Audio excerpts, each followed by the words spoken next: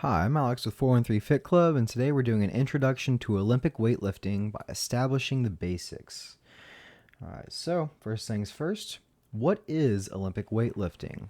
Well, it's a sport consisting of two movements, the snatch and the clean and jerk, with the goal of lifting as much weight overhead as possible. So, this sport improves you as an athlete by increasing your range of motion and mobility, increases your ability to move more weight over a short period of time more quickly. And what we look for in athletes to be successful in Olympic weightlifting is proficiency in a squat as well as the deadlift. All right, moving on, we will go on to a video demonstration of what a snatch looks like and a clean and jerk looks like. So here's the snatch, setting up by walking up to the bar, having a nice wide grip. We'll get more into detail in class. Eyes are forward, pulling in one smooth motion, catching nice and low. And notice how I drop the bar there, letting it fall out in front of me, not trying to catch it, just letting it do its own thing. All right, now we'll go on to the clean and jerk. Walking up to the bar again. Bit of a closer grip here. Notice that grip I'm doing, the hook grip. We'll go over that here soon. Catching in the front rack position, giving a little readjust, and catching into a split jerk there. And once again, letting the bar drop out in front of me, not trying to catch it. All right. So next up, we will go on to positions of pulling. This is where we will start a lift from for the snatch or the clean and jerk. So the first position we have is the tall position. Where here, my shoulders are back, eyes are forward, and chest is up. My knees are nice and straight. We go to the second one, where the down position.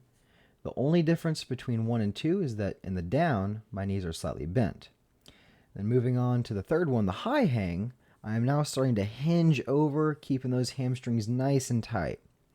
And then into 4, the hang position, also known as above the knee. I am simply letting that bar right along my thigh, going down just above the knee there.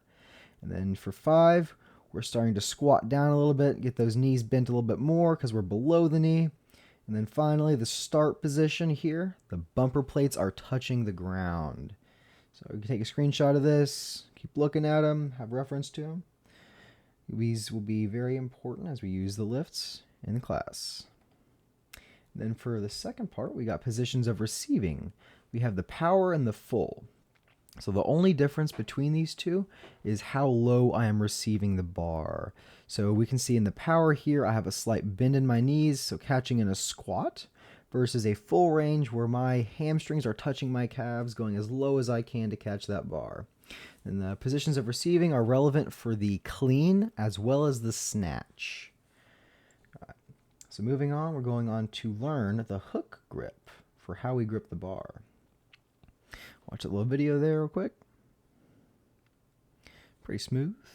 All right, so when we're doing Olympic weightlifting, we use what's known as the hook grip. This way, we don't have the bar fall out of our hands during the lift. That way, it stays more secure and more likely to succeed. So how we achieve the hook grip, we start by having a wide open hand, have our palms facing outwards, and then put the bar into the webbing of our hand in between our thumb and index finger there. The second step is to wrap your thumb around the bar before your forefingers. So then the third step is take your forefingers and wrap them around your thumb and the bar like seen in the picture there. Alrighty, moving on. Going on to equipment. So what do you need for Olympic weightlifting? So while this is a specialty course, specialty equipment is not necessary to have success in the lifts. There are 2 things that we typically require, though. That's flat-soled shoes, like for all the other classes, Momentum or Thrive. Flat-soled shoes or no shoes are acceptable. This way we get a better and stronger force transfer from our legs into the ground, and that way we're more stable during the lift, too. Also, the number one thing that we need to have coming into weightlifting for first-timers or even people who are experienced in the sport is an open mind to learn, because every time you go in the gym, you'll be learning new things and be gaining more and more experience. No one will get this right on the first try. It takes a lot of time and effort to get these things down. Alrighty, moving on to some optional equipment. While none of these are necessary, they can be helpful to improve upon a solid foundation of knowledge and technique. So starting top left, we got wrist wraps. These are good for people who have wrist pain and anyone who has limited mobility in the wrists. Moving on to some wrist straps.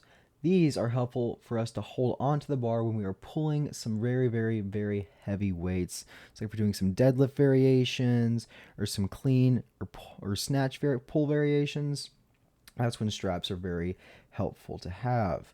So the next item we have are some heel elevated shoes, also known as lifters. These help with limited ankle mobility as well as improving our stability during lifts. And then finally we have some knee sleeves.